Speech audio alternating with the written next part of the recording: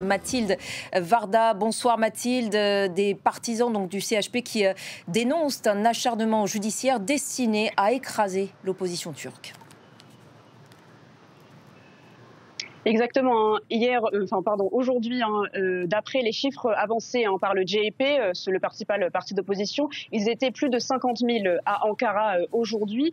Ils dénoncent depuis le mois de mars un coup d'État judiciaire. Et puis aujourd'hui, le rassemblement à Ankara avait une symbolique particulière, puisque demain, on attend un verdict dans une affaire judiciaire qui pourrait tourner, ou en tout cas mettre une nouvelle page dans l'histoire de la Turquie, dans l'histoire politique de la Turquie, puisque le procès en cours concerne le congrès du parti, le congrès qui a eu lieu en novembre 2023 et qui a eu lieu Özgür Özel, l'actuel chef du parti.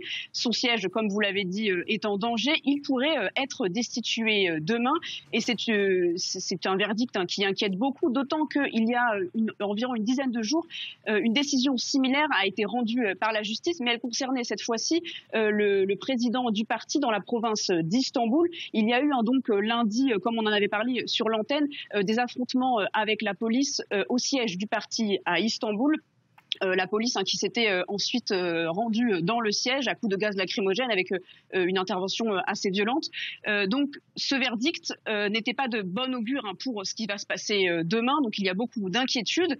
On pourrait s'attendre par exemple à une nouvelle mobilisation de l'opposition en cas de destitution d'Özgür Özel. Et puis il faut le souligner, Özgür Özel, il s'est énormément investi depuis l'arrestation d'Ekrem İmamoğlu, le maire d'Istanbul, qui est de la même formation politique. Il s'est beaucoup investi, il prend beaucoup la parole lors des meetings, lors des rassemblements. Il interpelle parfois directement le chef de l'État, Recep Tayyip Erdogan. Et puis, comme vous l'avez dit, ça fait partie d'un contexte de pression contre l'opposition qui grandit depuis mars. Comme vous l'avez dit, Ekrem İmamoğlu, vendredi, était jugé dans le tribunal qui est à côté de la prison des Silivri. Il s'est exprimé contre des accusations de falsification de diplômes. Et puis, on était sur place vendredi. Et puis, on peut dire qu'Ekrem İmamoğlu a un petit peu transformé ce procès en une sorte de meeting.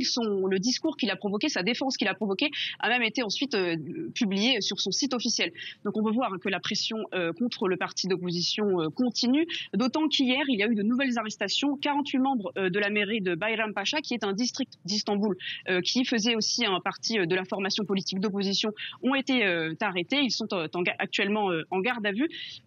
On peut voir que ces vagues ne cessent de s'augmenter. Il y a eu plusieurs vagues d'arrestations qui concernent à la fois la mairie d'Istanbul, mais aussi d'autres villes du pays.